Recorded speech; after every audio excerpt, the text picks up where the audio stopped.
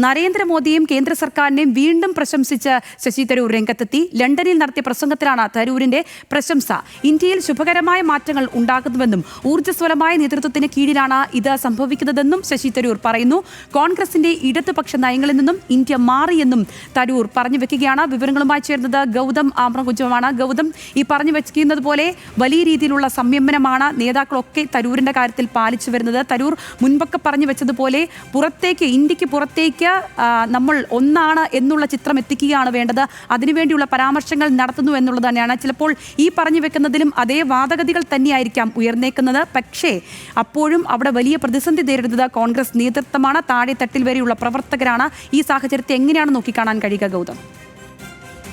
സംഗീത സൂചിപ്പിച്ച പോലെ തന്നെ ഇതിലേറ്റവും പ്രധാനപ്പെട്ട കാര്യം തുടർച്ചയായി, അതായത് അനുദിനം എന്ന നിലയിൽ തന്നെ BJPയെയും കേന്ദ്ര സർക്കാരിനെയും വിശിഷ്യ പ്രധാനമന്ത്രി നരേന്ദ്രമോദിയെയും പ്രശംസിച്ചുകൊണ്ടുള്ള പ്രതികരണങ്ങൾ, ലേഖനങ്ങൾ, ഒപ്പം തന്നെ കോൺഗ്രസിനെ വിമർശിച്ചുകൊണ്ടുള്ള പ്രതികരണങ്ങളൊക്കെ തന്നെ നടത്തിക്കൊണ്ടിരിക്കുകയാണ് ശശി തരൂർ. ഇതിൽ ദേശീയ നേതൃത്വത്തിനോട് ഇതിനോടകം തന്നെ വിവിധ നേതാക്കൾ ദേശീയ തലത്തിൽ തന്നെ ഈ വിയോജിപ്പ് രേഖപ്പെടുത്തിയിട്ടുണ്ട്. ശശി തരൂരിനെ നിലയ്ക്ക് നിർത്താനുള്ള ഇടപെടലിലേക്ക് അടിയന്തരമായി കടക്കണം എന്നൊരു ആവശ്യമാണ് അവർ മുന്നോട്ട് വെക്കുന്നത്. പക്ഷേ ആ ഘട്ടത്തിലും തരൂർ താൻ സ്വീകരിക്കുന്ന നിലപാടുകൾ അല്ലെങ്കിൽ താൻ കേന്ദ്ര സർക്കാരിനെ പ്രശംസിക്കുന്ന ആ നടപടി അത് തുടരുന്ന സാഹചര്യമാണ് നമുക്ക് കാണാൻ കഴിയുന്നത്.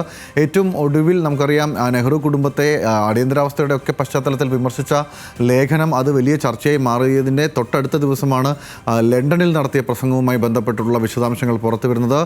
ജിൻഡാൽ ഗ്ലോബൽ യൂണിവേഴ്സിറ്റി അത് ഒരു നിയമ പഠന കേന്ദ്രമാണ്. ആ നിയമ പഠന കേന്ദ്രത്തിൻ്റെ ഒരു പ്രസംഗത്തിൽ അവരൊരു പ്രഭാഷണ പരമ്പരയിൽ പങ്കെടുക്കുമ്പോഴാണ് ഈ പ്രസംഗം നടത്തിയിരിക്കുന്നത്. ഇതിൽ പറയുന്നത് കഴിഞ്ഞ 75 വർഷങ്ങൾക്കിപ്പുറം രാജ്യം ഏറ്റവും പ്രധാനപ്പെട്ട ഒരു വികസനത്തിൻ്റെ മുന്നേറ്റത്തിൻ്റെ പാതയിലാണ്.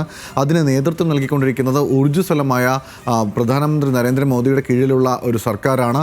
ആ സർക്കാരിൻ്റെ ഇടപെടൽ നേരത്തെ നെഹ്റുവിൻ സർക്കാർ സ്വീകരിച്ചിരുന്ന ഒരുപക്ഷെ മധ്യ നയമെന്നോ അല്ലെങ്കിൽ ഒരുപക്ഷെ ഇടതുപക്ഷ അനുകൂല നയമെന്നോ ഒക്കെ പറയാവുന്ന ആ നയത്തിൽ നിന്നും വ്യത്യസ്തമായിക്കൊണ്ട് ആഗോളവൽക്കരണത്തിൻ്റെയും ഉദാരവൽക്കരണത്തിൻ്റെയും ചുവട് പിടിച്ചുകൊണ്ടുള്ള പുത്തൻ നയങ്ങൾ നടപ്പിലാക്കി ഇന്ത്യയെ മുന്നേറ്റത്തിൻ്റെ പാതയിലേക്ക് നയിക്കുകയാണ് ഈ സർക്കാർ എന്നാണ് ഈ പ്രസംഗത്തിൽ പറയുന്നത്.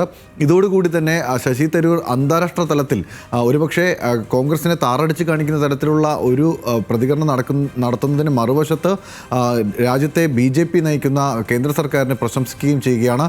അതായത് കോൺഗ്രസിൽ നിന്നുകൊണ്ട് തന്നെ BJPക്ക് എന്താണോ ആവശ്യമായ പ്രചരണം, ആ പ്രചരണത്തിന് ഇന്ധനം നൽകുന്ന തരത്തിലുള്ള പ്രതികരണങ്ങൾ നൽകിക്കൊണ്ടിരിക്കുക എന്ന നിലപാടിലാണ് ഇപ്പോൾ ശശി തരൂർ ഉള്ളത്. അതുകൊണ്ട് തന്നെ പ്രവർത്തകർക്കിടയിൽ ഇത് വലിയ തരത്തിലുള്ള പ്രതിഷേധത്തിന് കാരണമായിട്ടുണ്ട്. ദേശീയ നേതൃത്വത്തിനെതിരെ പരാതി പ്രവാഹം ഉണ്ടാകുന്ന സാഹചര്യത്തിലേക്ക് കാര്യങ്ങൾ എത്തുകയാണ്. എങ്കിൽ പോലും ഈ പ്രശംസ തുടരുന്ന സാഹചര്യത്തിലേക്കാണുള്ളത്. ഇതിൽ ഏറ്റവും നിർണായകമായ നിലപാട് ഹൈക്കമാൻഡ് സ്വീകരിച്ചിരിക്കുന്നത് ഈ ആദ്യഘട്ടത്തിൽ ഈ പ്രതികരണങ്ങളൊക്കെ നടത്തുമ്പോൾ ഏറ്റവും ഒടുവിലുള്ള പ്രതികരണം വരെയും ഇതിനെ തള്ളിക്കളയുക, ഇതിനെ അവഗണിക്കുക, ശശി തരൂരിനെ അവഗണിക്കുക എന്നൊരു നിലപാടിലാണ് പോയിക്കൊണ്ടിരിക്കുന്നത്. പക്ഷേ ഇങ്ങനെ അവഗണിച്ച് എത്ര കാലം മുന്നോട്ട് പോകാൻ കഴിയുമെന്നത് കോൺഗ്രസ് പരിശോധിക്കേണ്ടി വരും. ഒപ്പം തന്നെ ദേശീയ തലത്തിൽ കോൺഗ്രസിനെ പ്രതിസന്ധിയിലാക്കുന്ന തരത്തിലാണ് തരൂരിൻ്റെ ഇടപെടൽ.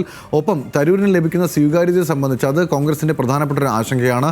അതൊരു മധ്യവർഗ സമൂഹത്തിൽ നിന്നുള്ളൊരു സ്വീകാര്യത ശശി തരൂരിന് പല വിഷയത്തിലും ഈ പ്രതികരണങ്ങൾ നടത്തുമ്പോൾ ലഭിക്കുന്നുണ്ട്. സംഗീത സൂചിപ്പിച്ച പോലെ ഓപ്പറേഷൻ സിന്ദൂറുമായി ബന്ധപ്പെട്ട് നടത്തിയ പ്രതികരണങ്ങളിൽ രാജ്യത്തിൻ്റെ ഐക്യം ലോക രാഷ്ട്രങ്ങൾക്കിടയിൽ കാണിക്കുന്നതിന് വേണ്ടിയാണ് താൻ ആ ഒരു പ്രതികരണം നടത്തിയതെന്നും പുറത്തെത്തുമ്പോൾ ഇന്ത്യയെ പ്രതിനിധീകരിക്കുമ്പോൾ തനിക്കങ്ങനെ പറയേണ്ടി വരുമെന്നുമാണ് ശശി തരൂരിൻ്റെ വാദമുണ്ടായിരുന്നത്. പക്ഷേ ഇപ്പോൾ ഈ ലണ്ടനിൽ നടത്തിയ പ്രഭാഷണ പരമ്പരയിൽ എന്തിനാണ് അത്തരത്തിലുള്ള പരാമർശങ്ങൾ ഉന്നയിക്കേണ്ട സാഹചര്യം എന്നത് സംബന്ധിച്ച് തരൂർ ഒരുപക്ഷെ വിശദീകരിക്കേണ്ടി വരും. എന്തായാലും രാഹുൽ ഗാന്ധി ഉൾപ്പെടെയുള്ള നേതാക്കൾ ഇതിൽ നേരിട്ട് ഇടപെടണമെന്നും തരൂരിനോട് വിശദീകരണം ഉൾപ്പെടെ തേടേണ്ട സാഹചര്യമുണ്ട് എന്നുമാണ് ദേശീയ നേതാക്കൾ വ്യക്തമാക്കുന്നത്.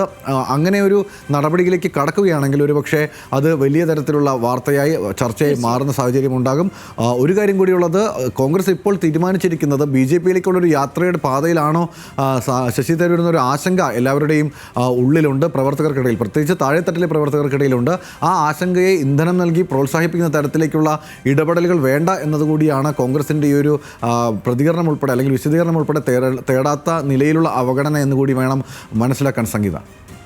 തീർച്ചയായും ഗൗതം, എന്താണെങ്കിലും കാര്യങ്ങൾ വ്യക്തമായി തന്നെ ഗൗതം പറഞ്ഞു വെക്കുകയായിരുന്നു.